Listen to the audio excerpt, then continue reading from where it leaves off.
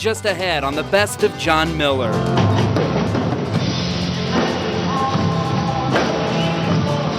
John shows us hundreds of people armed with drumsticks and the dream of setting a new world record. Also, you may see nothing but junk, but these kids see potential, building a message through trash. It's helping everybody think that how much waste is in the waterland. And lace up your boots and get ready. We meet some women making quick work out of the competition on a Boise ice rink. Plus, we saddle up for an artistic adventure. A man who creates some incredible creations out of leather. Join us next. Discover the lighter side of Northwest living as Idaho's News Channel 7 presents the Best of John Miller. Hi there, I'm David Augusto, and welcome to another edition of the Best of John Miller. Well, talk about breaking a world record. These people you're about to see grabbed sticks and then drums and try to beat the heck out of this story. John has the details and a headache. They're coming in by the carload, one after the other, pulling these things out of their car, every kind of drum, every color of drum, every kind of drummer.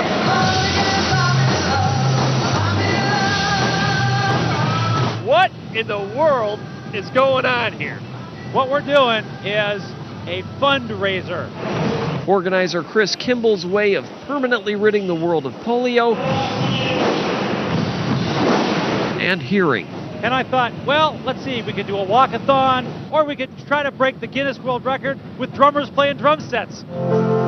So imagine getting John Lennon's original drummer. Imagine backing him up with 500 more.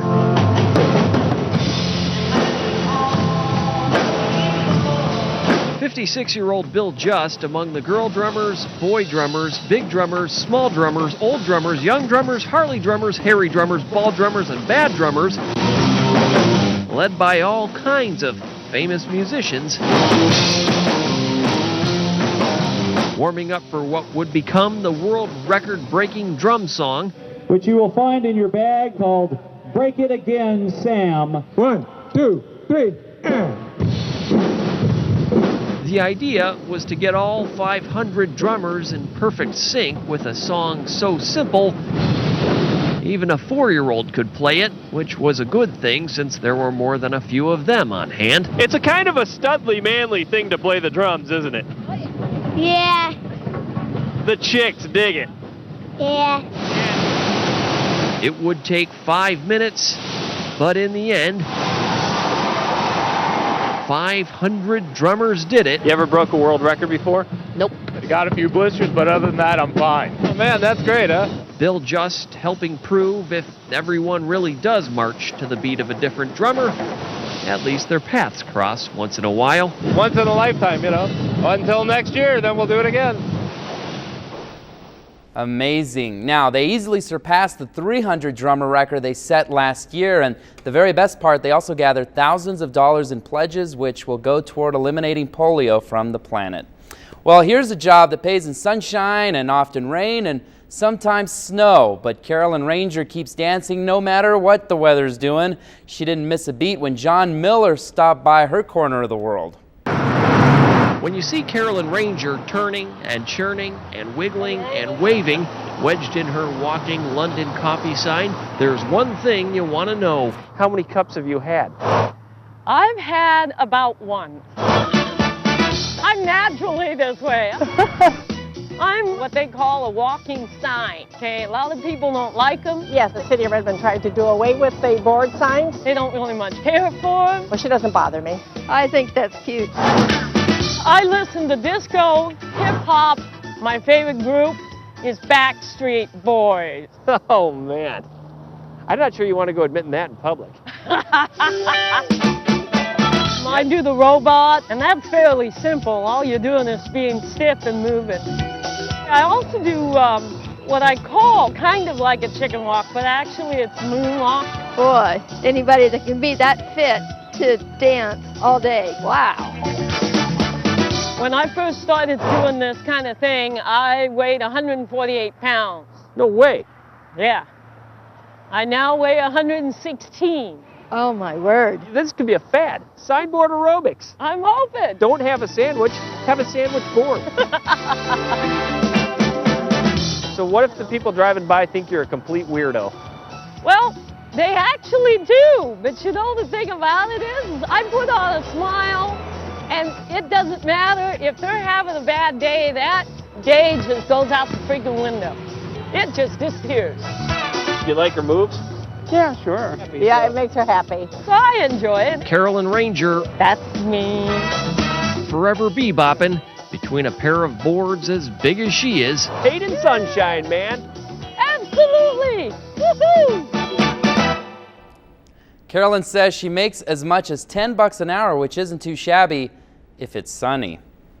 Tired of all the trash piling up along our roads, rivers, and canals? Sourced some students from Centerpoint High School and SciTech Academy. Back in 2001, they stopped wondering what to do about it and started acting. John shows us the fruits of their labor took form in Nampa. High school senior Jose Elizalde says it wasn't the funnest field trip he's ever taken. We were actually just doing, to help out, clean. We picked up a lot of metal things. Such an eye-opening hike through this Canyon County canal. Yeah, there we go. But now Jose sees potential in everything he picks up. What might they use that thing for? I don't know. I was thinking maybe a oil pan.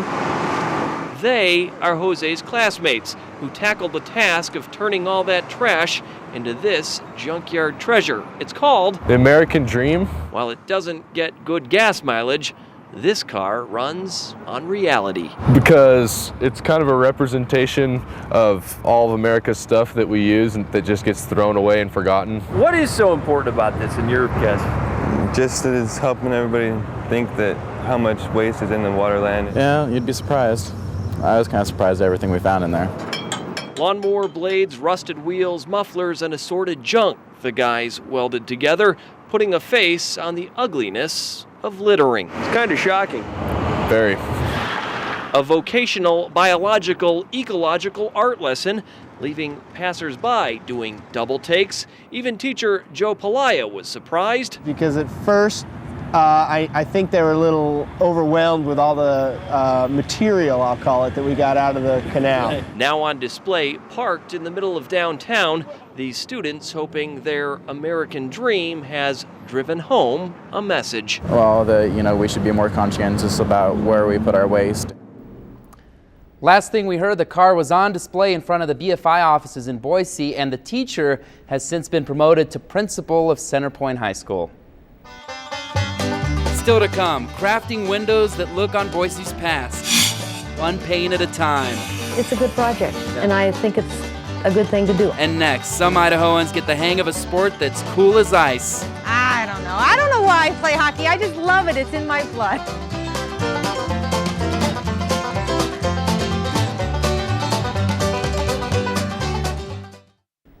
Welcome back. Well, it's as popular in southeast Boise as it is in all of Canada. Ever since Ice World opened in Boise, ice hockey has been scoring big points with Treasure Valley skaters. If you've never even thought of strapping on a pair of hockey skates, wait till you meet the members of this league. As John explains, they found a brand new pastime in an ice-covered oasis. If there's one thing that would make this league a little better, it's a roof. Little chilly? Welcome to hockey, huh? Yeah, this is it. Get out there, 99. I don't know why I play hockey. I just love it. It's in my blood. Good job! It's a shock factor. You say, what? You play women's hockey? I'm like, yeah, it's great. Great fun, great exercise, great names. Pike, Itkinen, and Keller the Killer. That's me, all right. Got the killer instinct going. Let's see, we have our accountants, we have our engineers, we have our state employees, we have a first grade teacher, we have a Mary Kay beauty consultant. And they have a mother in Pam Heisler. I love it. I absolutely love it. I put 3 boys through and it's my turn. Her turn to be part of a team, the Ice Vipers, one of 2 Boise women's rec teams. Most of the players have spent little time on the ice and lots of time on their... But we're having a lot of fun, and that's the important thing. Learning a lot. If the puck's coming this way, you can get down. You can get down this way. goalie Joy LeBlue is only 16. My boyfriend got me into it. It's his fault, huh? Yeah. Now he'll never get her out of it. You see, there's really no reason not to play, except, of course, for all the media attention. You don't want to be oh, come on, no one can tell who you are. Well, thank God. All right, Crowner. So don't be put off by seeing the guys out there really rough, really skating fast. We don't really skate that fast. Come out here and play hockey with us, because it's a fun sport. Now, the players we talked to said if you've ever put on rollerblades and enjoy it, you've got to try ice skates. Where, oh, where did that little mouse go? There's a missing mouse around our school. Move over, Encyclopedia Brown, as one class tries to find a missing pet. And next, adding red, green, and blue to Boise's Black History Museum. We show you the painstaking work it took to give these windows a little more color.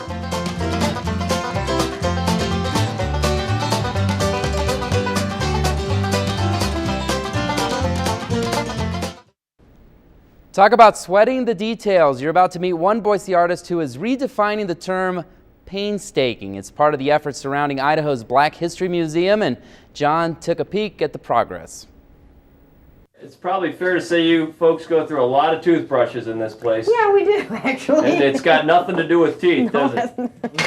It's got a lot to do with glass. You can see how dirty those are. Those are actually pieces of stained glass.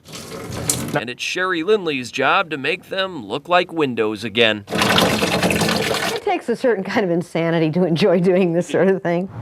And a certain kind of dedication. The building is, to my knowledge, practically complete. Idaho's Black History Museum has a new look. New walls with new paint over new floors under a new roof. I think the windows will be the last thing. That's why Sherry is cleaning, labeling, and laying out more than 1,000 pieces of glass. Windows by numbers, huh? Yeah. 16 panels in all, 80 years old, and not all in good shape. No, we've had to do some gluing. Some pieces that were broken have been glued. I've tried to save as much of the glass as possible. Replacing it where she has to. It's a good project, and I think it's a good thing to do. A good thing she's been doing for about a year, along with other Boise businesses and organizations who have turned this old building into this new-looking one, and old stained glass pieces into new stained glass windows, donating a whole lot of time. Over 250 hours. And a whole lot of toothbrushes. Destroyed several. So when it's all done, your biggest reward will be seeing it. It's going to be a wonderful addition to the community. Looks pretty good. Now you can see those windows at the Black History Museum. It is located in Julia Davis Park in Boise. Now during the summers, it's open Wednesday through Saturday. Still to come, his creations are almost too attractive to sit on. We meet a saddle maker with a real flair for detail. And next, the case of the missing mouse. The mystery started about 2 weeks ago. Some science students use skills they learned in the classroom to track down the missing pet. It was amazing. The best of John Miller is back after this.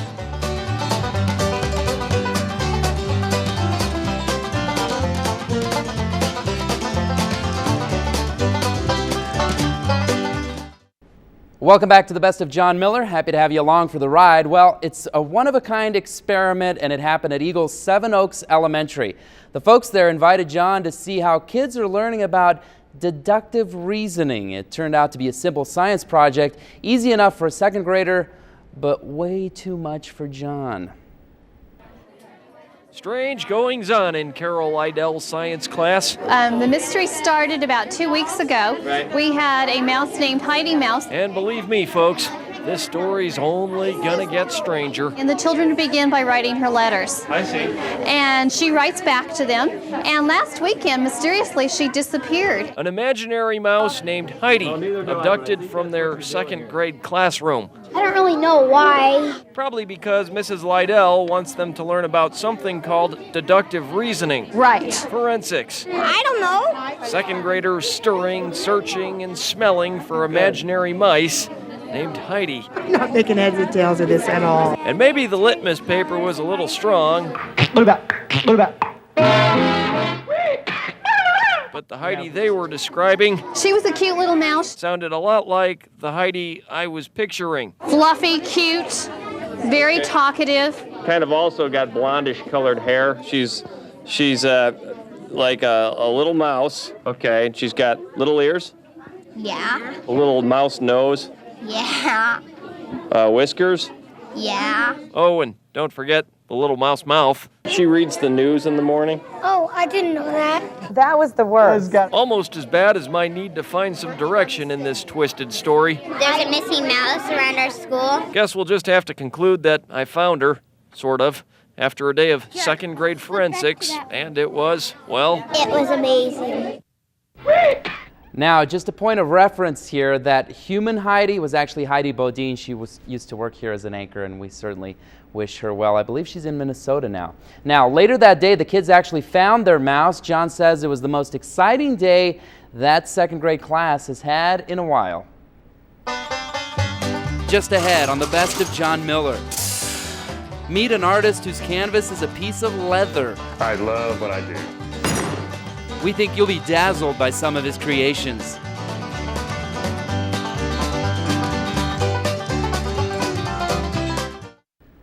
When you were a kid, did you ever start a stamp collection or build a model airplane? If it's hard for you to remember your childhood hobby, you're about to meet a man who never forgot his. In fact, R.C. Bean made his hobby his livelihood, and John Miller found him hard at work recently.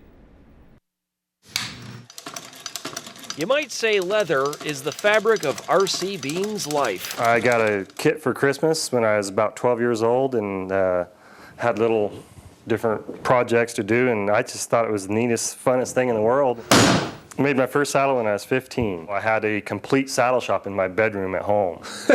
When you were a teenager? Yeah, it was an awesome bedroom.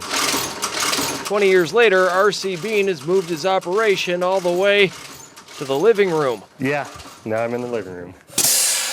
Where one by one he turns ordinary leather into extraordinary pieces of art. You think, wow, you know, it's fun, and so it's the end result that you're always after. RC's achieved it without big-time production. You don't like the big bright lights of the cameras here, huh? No, sir, I don't. The humble saddle maker. Who prefers turn-of-the-century tools.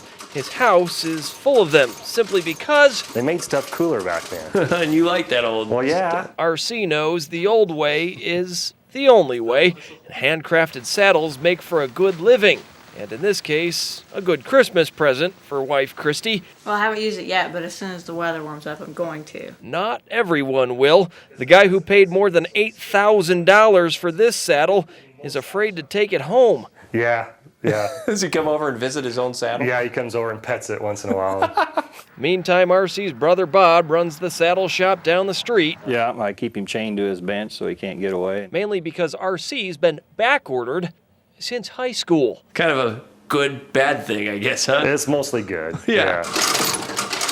Especially when you consider his job is also his hobby. I love what I do. That is great, and wow, what beautiful saddles. RC's most ornate saddles can take him up to 400 hours to put together. Wow. Well, one January day in 1998 was a very slow day for John Miller. It was also a pretty slow day for the Boise Fire Department, and since both had a little free time, John decided to reach into his I Bet You Didn't Know file to let you in on a little known fact about TV, firefighters, and ice cream. Ask Captains Ken Malgren and Richard Reddy, and they'll tell you it's a funny thing about firefighters. When things get really hot, they'll get in really tight, climb right into the face of danger, and even when danger explodes in their faces, they're fearless. Right. But they see a TV truck and a broadcast news camera. That strikes fear. They're gone. They're gone. Why is that? Well, I've been on the department over 16 years, and it's been a tradition as long as I've been on the department. You get your picture in the newspaper, you get on TV, you just pretty much are obligated to go buy ice cream for the station. That's correct.